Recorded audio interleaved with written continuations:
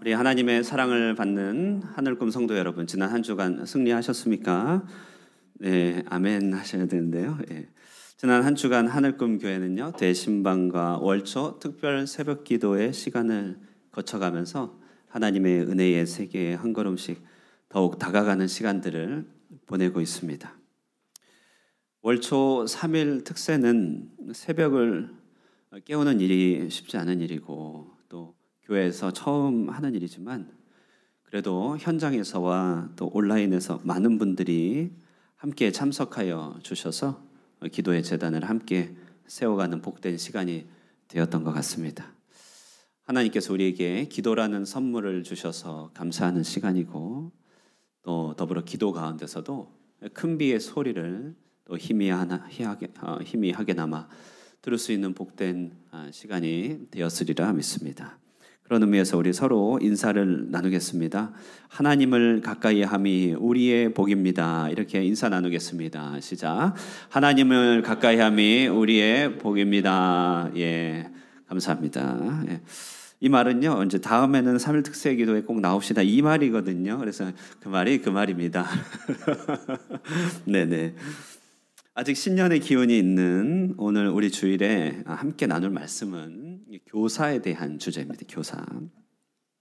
오늘 주보에는 제목으로 교사 세미나 주일 이렇게 하였습니다. 신년이다 보니 연초 이렇게 주제를 정하면서 한 해 동안에 나아갈 방향들을 여러 가지로 생각하기 좋은 계절이죠.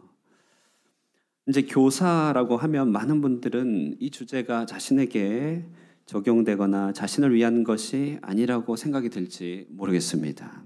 왜냐하면 우리가 보통 교사라고 할 때면 그렇죠? 교사의 직업을 가지고 있는 사람을 생각하거나 또 교회에서도 역시 주일학교 교사 혹은 중고등부 교사 등의 별도의 봉사를 하고 있는 사람을 교사라고 보기 때문에 그렇습니다. 자, 그런 의미에서 우리 하늘꿈교에서도요. 또 1부에서는 이주연 자매 그리고 김상희 집사님이 그런 의미에서 교사죠. 그리고 우리 2부에서는 얼마 전까지 봉사했고 이제 헝가리로 간 우리 상민 형제라든지 이 자리에 있는 동현 자매 그리고 조혜경 집사님, 한국에 잠시 가 계신 김유승 권사님이나 정수열 집사님 이런 분들이 이제 방금 말한 좁은 의미에서 교사라고 할 수 있습니다. 그리고 조금 더 넓은 의미에서는 이렇게 말씀을 함께 나누고 목양하는 목회자인 저도 교사의 범주 안에 들어가고 중고등부를 섬기시고 교육부서를 섬기시는 한상현 선교사님 다 이렇게 좁은 의미의 교사라고 할 수 있을 것입니다. 실제로 교사는 다른 누군가를 가르치는 일을 하죠. 그리고 또 교육한다는 특수한 일을 감당하기 때문에 여러분 대부분은 이 일은 역할을 맡은 누군가가 해야 되는 일이다 이렇게 생각하는 것이 일반적입니다. 그렇기 때문에 아무래도 이 교사 세미나 같은 이런 주제는 교사 직분을 맡은 이들에게 누군가를 가르치는 이들에게 직접 해당되는 주제이긴 합니다. 그래서 오늘 이 예배도 특별히 교사로 오래 봉사하고 계시는 우리 교사 선생님들에게 특별하게 직접적으로 도움이 되며 하나님의 위로와 또 격려와 함께 해주심 힘주심이 있게 되는 그런 예배가 되기를 또 사모하고 있습니다.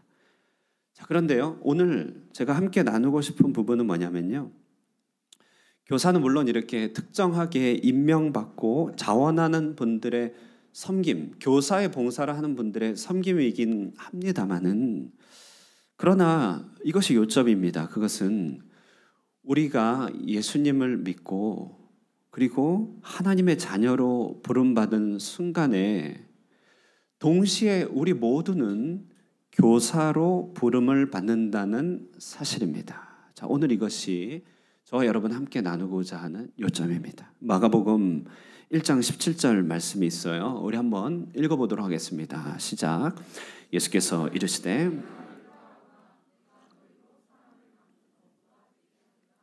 예, 아멘. 우리 예수님께서 베드로 어부에 불과했던 베드로를 지금 사도로 제자로 부르시는 콜링하는 장면이죠. 여기 그로 하여금 사람을 낚는 어부가 되게 하겠다 이렇게 얘기합니다. 여러분 사람을 낚는 어부가 되게 하겠다는 것은 무슨 의미입니까? 비유죠.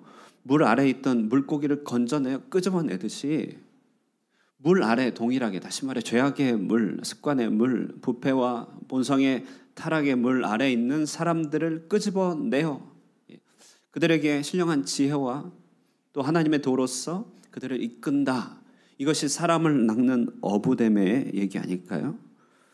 그러므로 누군가의 한계를 벗겨주고 누군가 깨우침을 주고 그에게 구원의 여명을 비춰주게 하는 것, 이것을 다른 말로 하면 교육의 일인 것이죠. 교육의 일. 교육이 이런 일을 감당하는 거잖아요.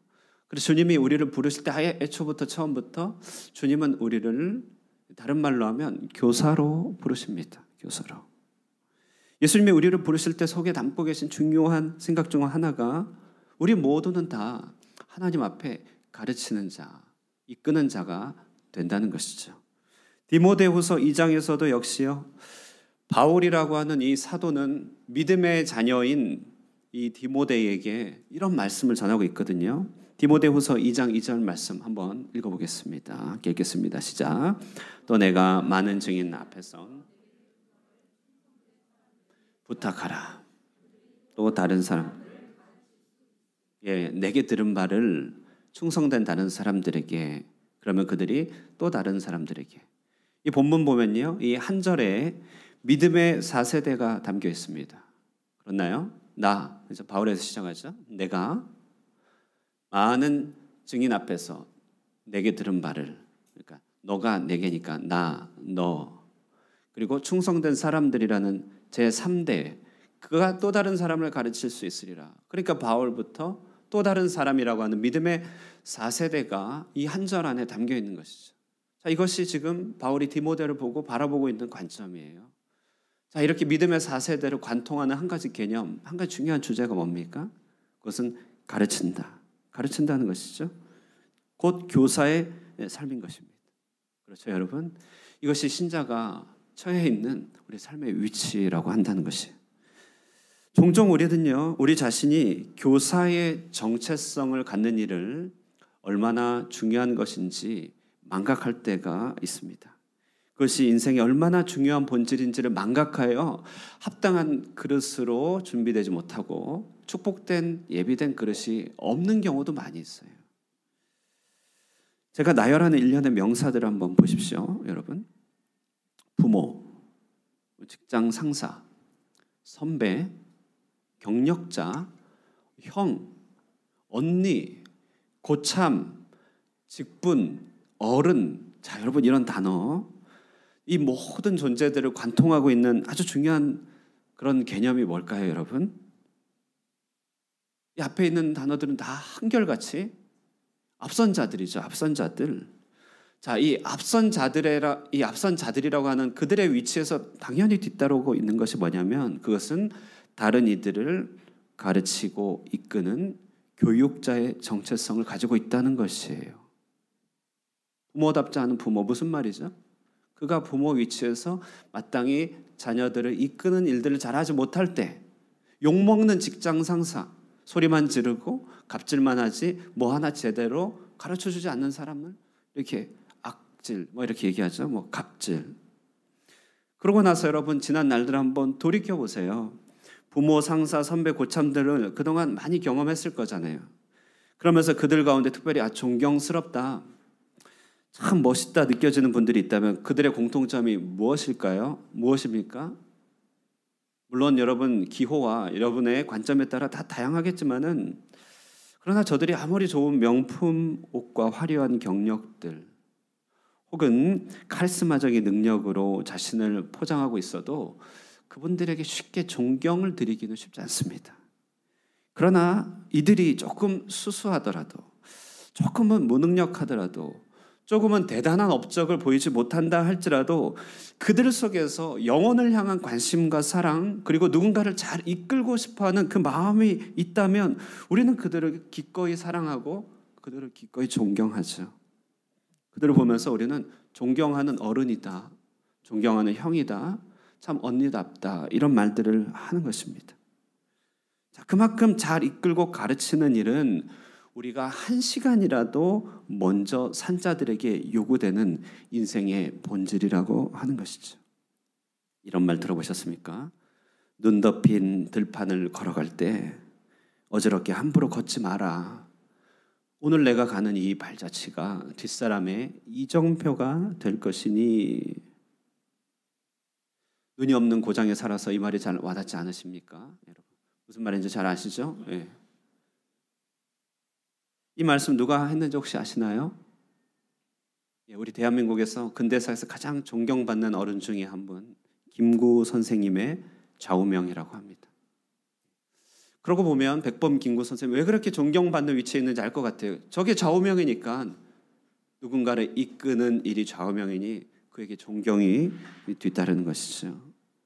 신자가 되면요, 우리는 이처럼 처음부터 신자가 딱 된 순간 우리는 여러 가지로 볼 수 있는데요, 딱 신자가 되면 여러분 그런 경험 해보셨어요? 나는 가까스로 신앙이 생겼는데 이제 신앙을 딱 갖고 보니까 이미 이 세계에는 오래전부터 헌신하고 충성되고 하나님께 자신의 삶을 드린 사람이 벌써 이렇게 많은 것이에요.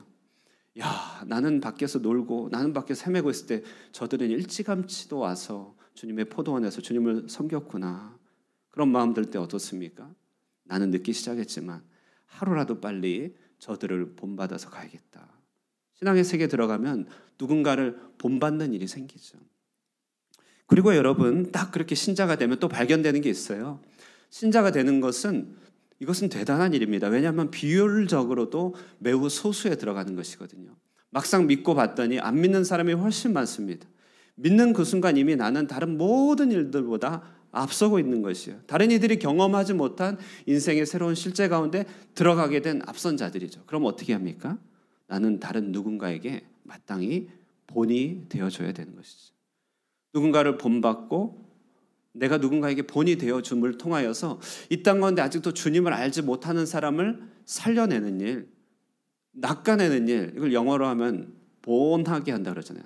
살게 한다. 본. 그래서 3본입니다. 3본. 본받고 본이 되고 본하게 한다. 쏙쏙 들어오죠. 여러분. 3본이 여러분 우리 신자 인생에 어찌 보면 좌우명이고 모토라고 할 수 있어요. 그런데 이렇게 본이 되는 삶, 본을 받는 삶, 다른 사람을 이끄는 삶, 본하게 하는 삶, 이것이 바로 인생의 본질이라면, 그렇다면 우리는 모두가 다 교사인 것이죠. 교사. 나는 주 안에서 교사인 것입니다. 여러분 아멘입니까? 예, 주 안에 있으면 나는 다 교사예요. 부모가 됐다는 것도 그 본질에는 교사가 있어요. 나이가 들어간다는 것도 그 중심에는 본질이 있습니다. 때가 오래임에 너희가 마땅히 선생이 되어야 할 것이니. 때가 오래됐다는 것은 우리가 다 마땅히 앞선 자, 교사가 된다는 것을 말합니다. 나는 주 안에서 교사입니다.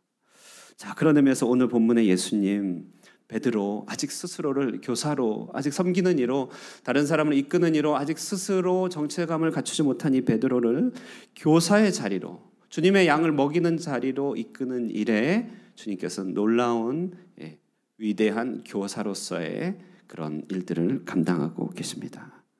그래서 오늘 본문은요, 이미 교사로 섬기고 계신 분들에게는 예수님에게서 위대한 교사의 본을 함께 보시면서, 그러면서 교사에게 허락해 주신 놀라운 특권과 격려를 받으시면 좋겠고요.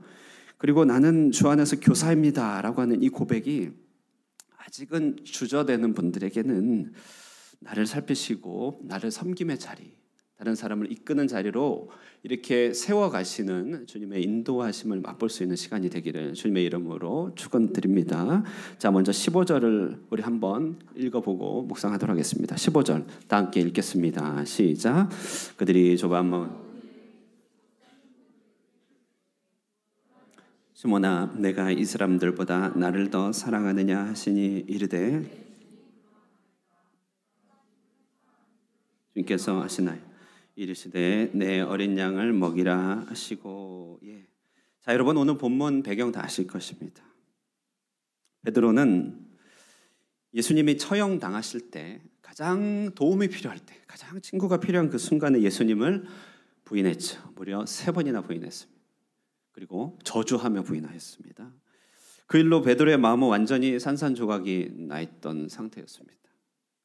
심지어 예수님은 부활까지 하셨지만 그 부활이 베드로에게는 전혀 적용이 되고 있지 않는 그러한 처절한 깨어짐의 순간을 보내고 있습니다. 예수님은 이제 자신의 부활을 베드로에게 적용시켜 주기를 원했습니다. 베드로가 겪었던 그런 실패와 그런 배반 그리고 죄책감에서 그를 해방시켜 그를 원래 궤도로 보내주고 싶었죠. 그래서 주님은 이 부활을 베드로에게 적용시켜 주기 위하여 오늘 본문 15절은 베드로를 개인적으로 찾아가 그를 부르시는 장면이 등장하고 있어요. 15절 다시 한번 보시면 그들이 조밥 먹은 후에 예수께서 시몬 베드로에게 이르되 요한의 아들 시몬아. 여러분 참고로 베드로는요 이름은 아닙니다. 베드로는 이 시몬이라고 하는 사람에게 붙여준 일종의 가명, 예명이에요. 일종의 어떤 사형명 혹은 필명이라고 했었어요. 너는 베드로야. 페트라에서 나온 반석에서 나온 말인데 너는 반석같이 될 거야 라고 하는 하나님의 정감 어린 별명이고요. 원래 이름은 시몬이죠. 시몬. 지금 베드로는 베드로라고 하는 그 직분 자체가 부담스러운 순간이에요. 내가 무슨 베드로야 이런 거죠. 때로는 나에게 주어진 직분, 내게 주어진 봉사가 너무 부담스러울 때가 있죠. 주님은 너무나 그것을 기가 막히게 잘 아시고 그를 베드로라 부르지 않아요. 그를 요한의 아들 시몬아. 요한의 아들, 그러니까 바요나 시모나. 우리나라로 치면 저로 치면 김형진. 김은 패밀리 네임이잖아요. 형진은 저의 이름이고 딱 그것입니다. 패밀리 네임 요한의 아들 시모나. 풀 네임을 불러주시네요. 자, 여러분 하나님 나라 소식이 기쁘다고 하는 것은요. 그것은 전능하시고 이 광대보변하신 하나님께서요. 모래 가운데 바늘 하나 있는 것 같은 우리 자신의 이름을 주님께서 아시고 그 이름을 제때 정확하게 불러주신다는 사실에 하나님 나라의 기쁜 소식이 담겨 있습니다. 요한의 아들 시몬아. 우리의 부활이라고 하는 것은 무엇인가라고 할 때요. 부활은 전능하신 하나님, 부활하신 하나님께서 나같이 별 볼 일 없고 연약하고 무명의 사람을 기억하신다는 그 사실에 우리의 부활이 있는 것이죠. 내 이름을 불러주시는 데에서 내 이름이 그에게서 불려지는 데에서 나의 부활이 있고 나의 새로운 생명이 있는 것입니다. 여러분 그렇지 않습니까? 세상 사람들도 이름을 부르는 일의 중요함을 잘 알죠. 김춘수라고 하는 시인의 꽃이라는 시를 다 아실 것이에요. 예, 아시면 한번 되뇌이시고요. 혹시 모르시면 이런 시가 있는 것이죠. 내가 그의 이름을 불러주기 전에는 그는 다만 하나의 몸짓에 지나지 않았다. 정말 그렇죠. 근데 내가 그의 이름을 불러주었을 때 그는 나에게로 와서 꽃이 되었다.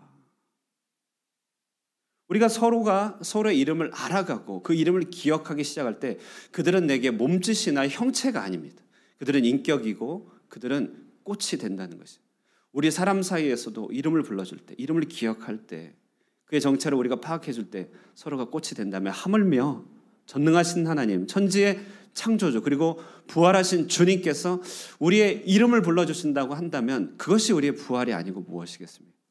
죽은 나 같은 자가 이름 불림으로써 그것도 판사가 부른 것 아니에요. 검사가 기소하기 위해서 부른 것 아닙니다. 살아나신 주님께서 죄와 사망의 권세 이기시고 나를 살리시기 위하여 내 이름 불러주셨으니 내 이름 개인적으로 주님 앞에 기억되고 불림받는 것 그것이 부활인 줄로 믿는 것입니다. 그러므로 여러분 그래요. 먼저 교사로 섬기시는 여러분들에게 있어서 교사의 가장 본질적이고 가장 중요하고 가장 앞선 사명은 뭐냐면 섬기는 영혼들의 이름을 하나하나 애착을 가지고 주 예수의 능력 안에서 불러주시는 것입니다. 여러분 부모님들요 자녀의 이름 많이 부르겠지만 주님의 마음으로 이렇게 하루하루 부르고 계시나요? 교사라고 하는 것은 마음에 항상 출석부를 가지고 있는 사람이죠. 앉으면 가나다 순으로 정렬해서 한번 부르고요. 한 번은 나이 순으로도 한번 정렬해서 부르고요. 한 번은 기도 제목 순으로 우선순위 순으로 부를 수 있는 것이죠. 그것이 바로 교사가 할 일입니다. 교사는 기도의 자리에 앉아서요. 주일에 하루 만나서 학생들을 섬기는 것, 자녀들을 섬기는 것은 그는 한순간이고 빙산의 일각이죠. 매일의 기도 가운데 우리는 심령으로 출석부를 펼쳐들고 그들의 표정과 그들의 목소리의 미세한 떨림을 기억하면서 영으로 마음으로 그 이름을 부르는 것입니다. 그러다 보면 이름 하나에 우리 의식이 머뭅니다. 그러다 보면 이름 하나에 어떨 때는 멈춰지게 됩니다. 어떨 때는 그 이름 앞에 깊은 눈물이 배어 있기도 하죠. 눈물이 나는 것이죠. 그 이름 앞에서. 어떤 때는요, 그 이름을 부르면서 가슴을 치며 주님의 애통과 답답함을 느끼며 함께 가슴을 칠 때도 있고요. 자비를 구할 때도 나타나는 것입니다. 여러분, 교사는 이 일을 하는 특권자입니다. 교사는 하나님께서 그 이름을 부르시듯 나의 이름으로 나의 마음으로 부르는 자입니다. 교사의 가장 우선되고 중요한 사명은 주님과 같이 섬기는 영혼들의 이름을 개인적으로 알며 불러주는 데 있다는 사실을 꼭 기억할 수 있기를 바랍니다. 요한의 아들 시몬아, 사랑하는 여러분, 마찬가지입니다. 동일하게 우리 위대한 교사이신 주님께서 여러분을 지금 보좌 우편에서 한 이름 한 이름 불러주고 계신다는 사실을 기억합니까? 저같이 부족한 자 불러서 저를 통해서 여러분의 이름을 부르게 하실 뿐만 아니라 부족하고 게으른 저 말고도 주님은 직접 여러분의 이름을 불러주시사 여러분의 이름을 요한의 아들 시몬아 불러주시듯이 찾아가고 계신다는 것이죠. 여러분은 단지 하늘꿈 성도 중에 1인이 아닙니다. 우리는 몇만의 교인 중에 하나도 아닙니다. 그냥 이렇게 통계로 처리되어 있고 그냥 무리로 불러진 가운데 내 이름이 있는 것이 아니에요. 주님은 나의 이름을 기억하고 계시고 세상에 오직 한 사람 있는 것처럼 꽃과 같이 불러주신다는 것입니다. 그러므로 이 이름을 부름을 받은 여러분들이요, 여러분의 인생 가운데서도 이제 동일한 마음으로 주변에 있는 사람들의 이름을 하나씩 불러주시면 어떻겠습니까? 그것이 교사이신 여러분의 첫 발걸음입니다. 이제는 예전과 같이 자녀의 이름을 부르지 마세요. 주님의 마음으로 불러보세요. 예전과 같이 부른다니까 갑자기 여러분 목소리가 막 들리는 것 같아요. 야 하면서 기도의 자리에서 자녀의 이름을 불러보세요. 우리 부모님의 이름도요, 주님의 마음으로 불러보세요.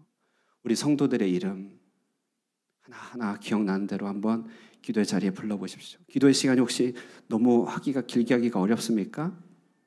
성도의 이름 하나하나 부르다 보면 시간이 어느새 가게 돼 있죠. 그 교사의 그 주변 사람의 이름을 부를 때, 그리고 아직 주님을 믿지 않는 우리 주변의 사람들의 이름을 하나하나 기억할 때 여러분은 이미 교사의 발걸음을 시작하고 계심을 깨닫게 되기를 주님의 이름으로 축원드립니다. 자, 이어서 주님은요, 시몬의 이름을 부르시는데 이제 같은 질문을 3번이나 반복하세요. 15절 보시면 눈으로 한번 보세요. 내가 이 사람들보다 나를 더 사랑하느냐. 16절에 내가 나를 사랑하느냐. 17절에 내가 나를 사랑하느냐. 원래 본문에 저렇게 파란 표시 제가 안 해놨는데 우리 종원 형제가 일부 듣더니 저렇게 표시했어요. 아, 정말 사랑해요. 네, 감사합니다. 네. 여러분, 오늘 이 본문에서 먼저 생각할 것은요, 주님은 우리에게 가장 먼저 자신을 사랑하는지를 묻는다는 사실에 있습니다. 네가 무엇을 할 수 있니? 너의 기술이 뭐니? 너의 경력이 뭐니? 너의 현재 스코어가 뭐니? 너의 스펙이 뭐니를 먼저 묻지 않으시네요. 다만 주님은 범죄에 빠져 있고 실패하였던 베드로에게 날 사랑하느냐 이 한마디로 질문하고 계세요. 참 여러분 위대한 질문이죠. 여러분 이 사랑이라고 하는 이 질문은 생각해 볼까요? 아무리 가난하고 우리가 아무리 잘못해도 사랑은 할 수 있어요. 우리 자녀들 잘못하고 부모님한테 혼나는 그 위치에서도 부모님께 와락 안길 수 있죠. 부모를 사랑할 수 있죠. 사랑은 그의 위치와 형편하고 상관없어요. 사랑은 IQ하고도 상관이 없어요. 사랑은 누구나 다 할 수 있는 것이죠. 그래서 사랑을 물어요. 누구나 다 할 수 있는 것을 묻는 것입니다. 반면에 사랑은 능력이 아무리 많아도 사랑만큼 하지 못하는 경우가 있어요. 아무리 많이 가져도 사랑만큼은 못 주는 경우가 있지 않습니까? 이처럼 사랑은 어찌 보면 가장 쉬운 일이면서 가장 어려운 일입니다. 주님은 이 사랑을 물으세요. 우리의 정체를 묻는 것이죠. 네가 살아있느냐고 묻는 것입니다. 이 질문이 또 참 위대한 질문이라고 하는 것은 뭐냐면요, 이 사랑에 대한 질문은 하나님께서 이스라엘에게 요구하신 유일한 것이기 때문에 그렇습니다. 주님은 지금 하나님의 위치에 서서 네가 나를 사랑하느냐 묻는 것이죠. 신명기 6장 4절에서 5절 한번 읽어보시겠습니다. 신명기 6장 4절 5절 다 함께 읽어주세요. 시작. 이스라엘아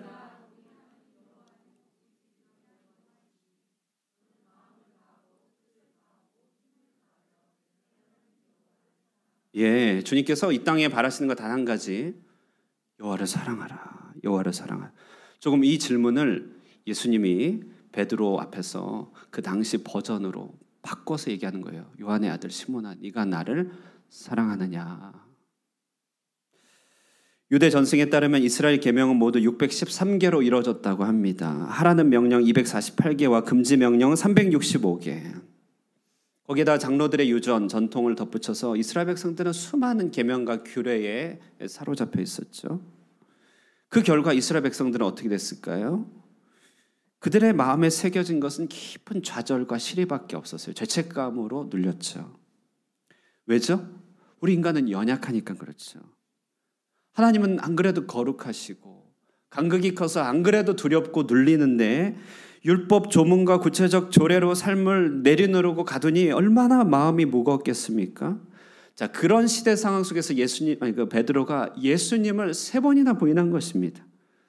그는 거짓말을 했고 하나님보다 자신의 목숨을 더 소중히 여기는 자기 숭배에 빠졌고 큰 소리치던 자신감을 완전히 상실하여 수치로 뒤덮여 있었습니다.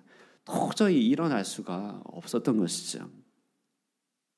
그리고 앞뒤를 조금 더 보면요, 실제로 예수님과 베드로는 안 그래도 관계가 껄끄러워지기 시작했어요. 예수님의 사역 후기부터 그랬는데요, 베드로는 예수님이 그 능력과 이적으로 이제 그만 이스라엘을 로마로부터 독립시켜 주길 바랬습니다. 이제 그만 깃발을 드시고 앞으로 진군하시죠. 이게 베드로의 요구였다면 예수님은요, 자신이 죽으셔야 한다는 둥, 부활해야 한다는 둥, 알 듯 모를 듯 하는 소리를 계속 하시는 것입니다. 베드로는 답답해서 항변하면서 예수님을 말리면서 그렇게 하지 마세요. 그러면 안 됩니다. 예수님은 그렇게 오히려 가르치죠. 그때 예수님은 베드로에게 뭐라고 합니까? 사탄아, 물러가라. 내 뒤로 물러가라. 넌 나를 넘어지게 하는 자로다. 그 장면이 되면 여러분 아마 베드로 큰 충격 받았을 것이에요. 입장 바꿔서 생각해 보세요. 여러분, 주님을 향해서 사랑하고 애착을 갖고 적극적으로 움직이는데 갑자기 정색을 하면서 사탄아 물러가라면 우리 흔히 말해서 시험 드는 것 아닙니까? 마상이라고, 마음의 상처 입는 것이죠. 마음의 상처. 그 이후로 베드로는 계속 삐걱댑니다. 베드로는요, 아직 자신의 관점을 내려놓지 못하고 예수님을요, 자신의 뜻대로 끌고 갑니다. 그러나 예수님은 끝까지 십자가를 지시겠다고 합니다. 계속되는 관계의 껄끄러움이 그들 속에 있었죠. 그러다가 부인한 것이에요. 그러니 베드로가 마음에 겪어서 충격이 얼마나 컸겠습니까? 여러분, 베드로의 이 모습은요, 우리 일상의 고됨과 요구에 짓눌려서 하나님의 뜻을 쉽게 어기고 마는 우리 인간의 연약한 모습을 잘 대변해 줍니다. 일상적으로 내 뜻과 하나님이 충돌하고 나는 하나님의 뜻을 알면서도 모르는 척하고 혹은 그 뜻을 이해를 못하고 때로는 결정적인 순간에 주님을 배반하고 범죄에 빠집니다. 우리는 이 땅의 즐거움에 깊이 빠져들 때가 너무 많이 있습니다. 감히 하나님을 향해 손가락질을 못해서 그렇지 오늘 베드로처럼 주님의 시선에 한 발짝 후퇴하여 주님의 이상은 너무 높습니다. 나는 그냥 이 정도로만 충분합니다. 다만 나를 지옥의 구렁텅이에만 넣어주지 말아주십시오 라고 하는 그런 소극적인 갈릴리 언저리의 어부의 형편으로 돌아가고 있을 때가 너무나 많다는 것입니다. 이런 베드로에게 주님이 다가오십니다. 그러면서 주님은 그런 베드로를 향하여 말씀하시기를 베드로의 행동을 일체 언급하지 않으십니다. 주님은 구체적인 지침을 전혀 말하지 않으세요. 심지어 베드로를 향해서 너 성경 일독하고 있니? 오늘이 36일 차인데 막 이런 거 아무나. 그건 저 같은 사람이나 물어보는 것이. 다음에 특세 해야지. 3일밖에 안 되는데 3일은 할 수 있잖아. 이런 거는 전혀 안 물어보시네요. 대신 주님은 이 한 가지 물어보시네요. 너가 나를 사랑하니? 너가 나를 사랑하니? 여러분, 여기에 모든 것이 다 포함되어 있는 것입니다. 이런 말이죠. 내가 너의 모든 죄를 바다 깊은 데로 던져놨다. 기억하지도 않으며 기억도 나지 않는다. 내가 너를 위하여 나의 모든 걸 내어주고 너를 원래의 모습으로 회복시키려고 다가온 나의 사랑을 너가 깨닫느냐? 너는 나를 사랑하느냐. 우리는 여러 가지로 미약하기 때문에 주님께서 원하시는 목표를 일시에 다 해결할 수는 없지만은, 그러나 한 가지는 할 수 있어요. 주님을 사랑하는 것은 할 수 있습니다. 자, 우리 사랑하는 교사 여러분, 교사는 누굽니까? 교사는 바로 이 사랑에 응답한 자가 교사입니다. 내가 주님을 사랑합니다라고 그래도 다른 사람보다 더 재빨리 신속하게 할 수 있는 사람이 교사예요.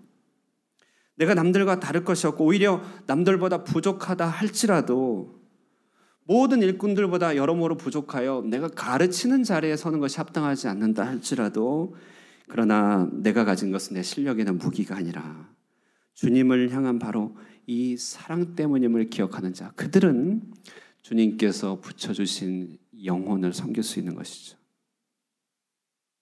주님은 그래서 이 사랑을 물으신 다음에 베드로에게 내 양을 치라, 내 양을 먹이라, 내 양을 치라. 이 사랑과 교사의 직분을 연결하고 계십니다. 그러므로 여러분, 우리가 굳이 비교하자면 다른 것은 비교할 필요가 없습니다. 우리의 스펙도 비교할 필요 없죠. 우리의 능력도 다른 사람 의식할 필요 없습니다. 그러나 단 한 가지, 주님을 사랑하는 그 사랑이 다른 이들보다 더욱 클 필요는 있는 것이죠. 간혹 저도 이제 목회하니까 여러분 성도님들이 또 학생들이 이것저것 물어오지 않겠습니까? 이것은 해야 됩니까? 꼭 해야 됩니까? 이것은 안 해야 됩니까?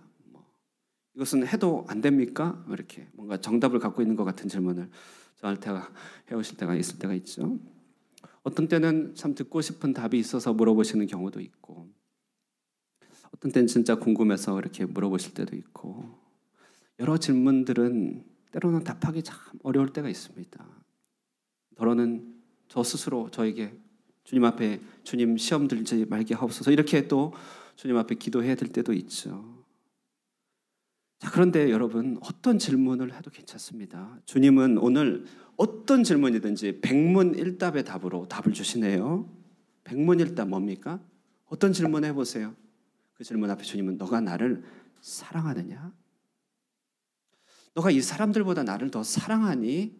라고 하는 이 한 가지 질문으로 다 요약해서 우리에게 전달해 주십니다.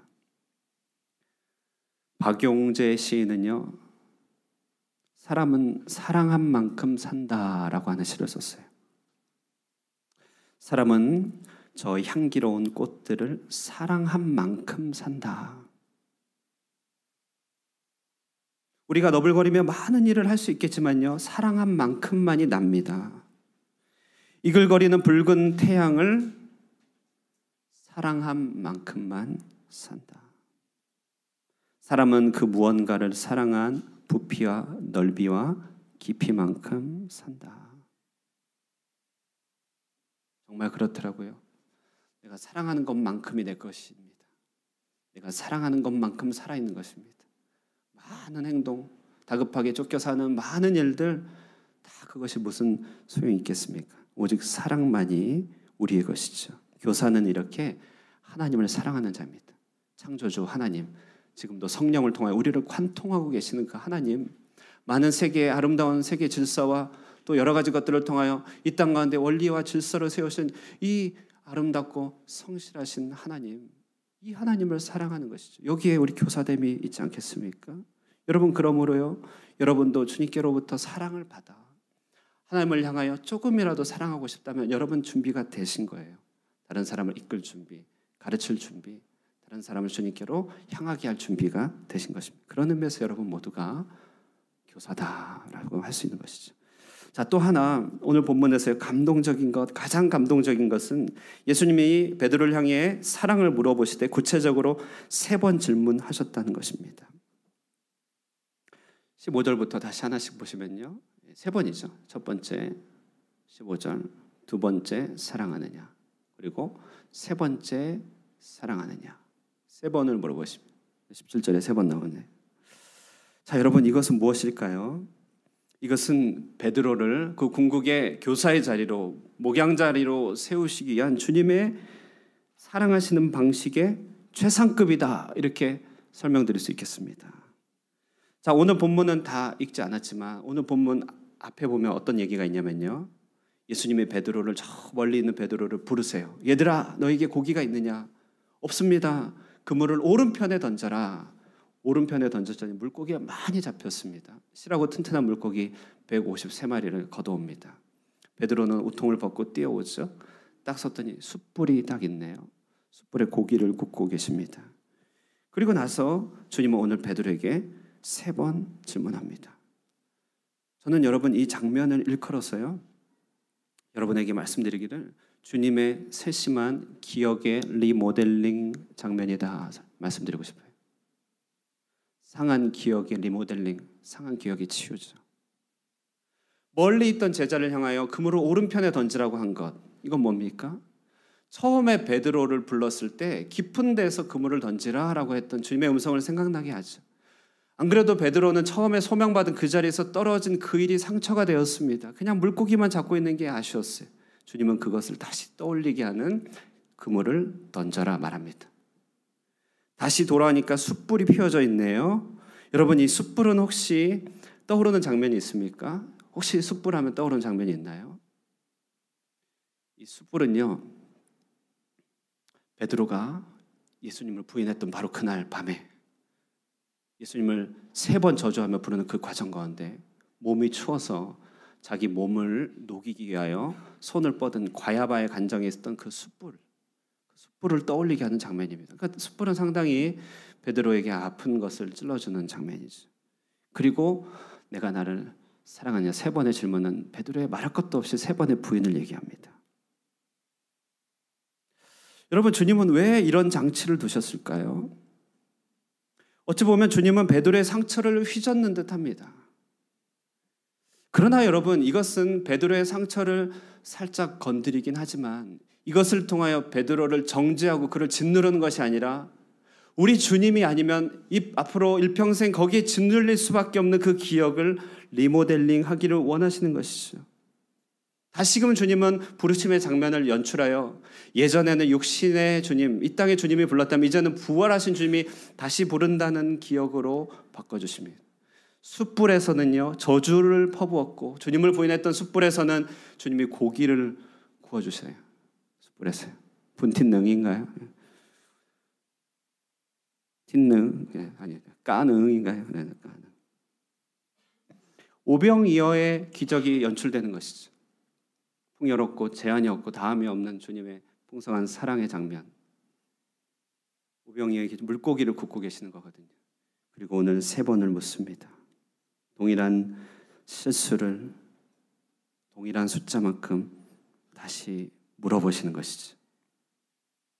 그럼으로써 베드로의 모든 실수를 새로운 기억으로 뒤바꿔주는 기억의 리모델링입니다. 여러분, 이 주님은요, 우리의 연약함을 아시는 가장 최상급의 사랑을 베풀고 계십니다. 주님은 언제든지 우리에게 이렇게 흰 옷을 갈아입혀 준다는 것이. 우리는 주님의 옷을 종종 더럽히고 얼룩을 묻히죠. 오늘 입혀준 새 옷도 내일 또 더럽힐 때가 얼마나 많이 있습니까? 드니스 글렌이라고요, 마더 와이즈 단체를 창설했던 여성 사역자가 계십니다. 그분은 자신의 딸이 나이가 들어갈수록 마음의 조바심이 너무 생기는 것입니다. 어느 한 달은 글쎄 이 딸이 자신이 사주지 않은 점퍼를 입고 온 거예요. 깜짝 놀라서 또 그게 무슨 잠바냐, 이렇게 야구 잠바 같은 거 있잖아요. 깜짝 놀라서 웬 잠바냐 했더니 딸이 하는 얘기가 남자친구가 사준 거랍니다. 이제 더 이상 부모님 손으로 통제할 수 없는 일들은 점점 더 많이 벌어지죠. 어떤 일들은, 그러니까 이런 일들이 갈수록 더 많아집니다.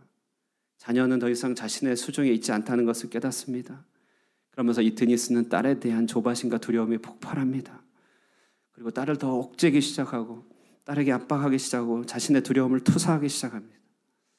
그러던 어느 날이었습니다. 기도 가운데 드니스는 자신도 모르게 품고 있는 큰 두려움을 주님 앞에 울면서 고백하죠. 그리고 가장 큰 두려움은 무엇이냐?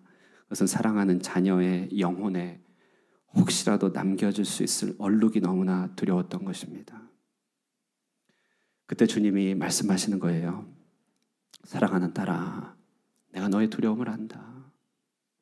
내가 너의 딸을 보호하는 보호자가 될 것이며 나는 그 얼룩을 지우는 일이 바로 나의 전공이란다.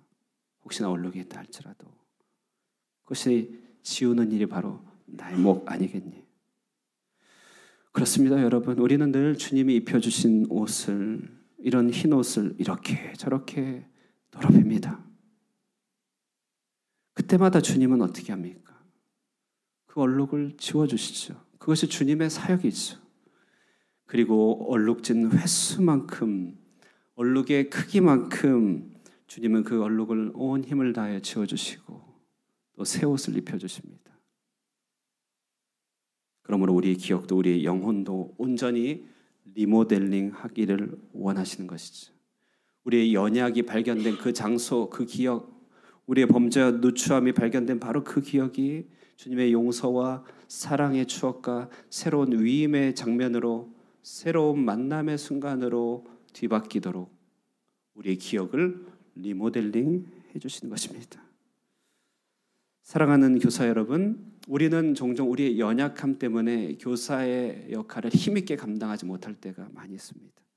내가 뭐라고 이럴 때가 많죠. 이 앞에 있는 저 역시도 저 스스로의 부족함을 얼마나 잘 알겠습니까?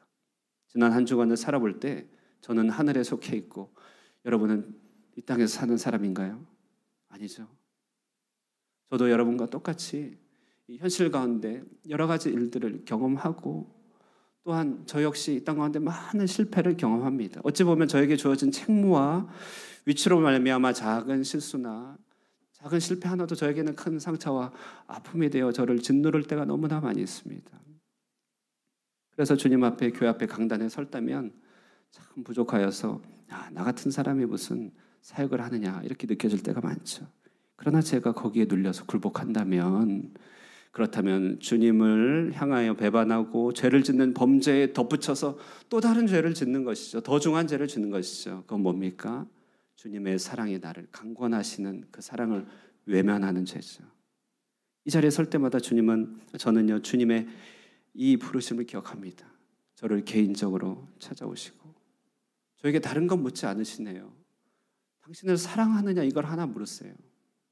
사역이 버겁게 느껴지고 영혼을 섬기기 합당치 않게 느껴지고 할 일들이 나에게 나의 실력에 비추어서 너무나 어렵게 느껴질 때 내가 거기에 좌절할 때마다 주님은 저에게 단 한 가지 물어보세요. 너 나 사랑하니? 너 나 사랑하니? 그러면 사랑은 할 수 있거든요. 주님은 사랑할 수 있어요. 그러면 됐어. 그러면 또 올라올 수 있는 것입니다. 교사도 그렇죠. 누군가 앞에 서 있는 여러분 모두가 그럴 것입니다. 누군가를 섬기는 직분에 계신 모든 분들은 다 똑같습니다. 내 실력으로 하는 것 아닙니다. 내가 갖고 있는 사랑의 용량으로 해봐야 그것이 몇 개월 가겠습니까? 내가 갖고 있는 천형적인 마음의 인품으로 섬겨봐야 얼마나 되겠습니까? 우리가 섬기는 거 오직 주님 사랑하기 때문에 가는 것이죠.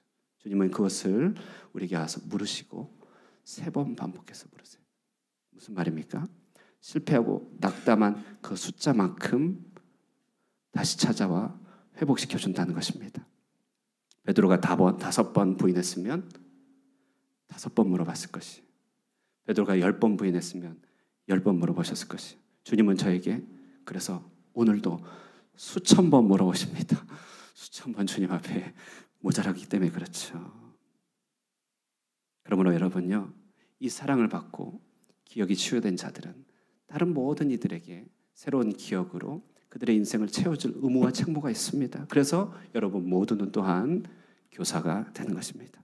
오늘 교사 주일 세미나 이렇게 했지만 설교와 강의를 합쳐서 말합니다. 교사로의 부르심 생각할 때 우리 모두가 교사라는 사실을 우리는 기억해야만 합니다. 무엇보다도 교사는요, 우리들에게 맡겨주신 영혼들을, 그 이름을 주님의 마음으로 품고 불러주는 자입니다. 교사는 다른 모든 어떤 기술보다도 하나님을 사랑하는 그 한 마음으로 출발하는 자입니다. 어떤 연약도 어떤 부족함도 주님께서 반복하여 치유해 주시는 그 사랑에 힘입어서 그것이 원동력이 되어 나아가는 자들입니다.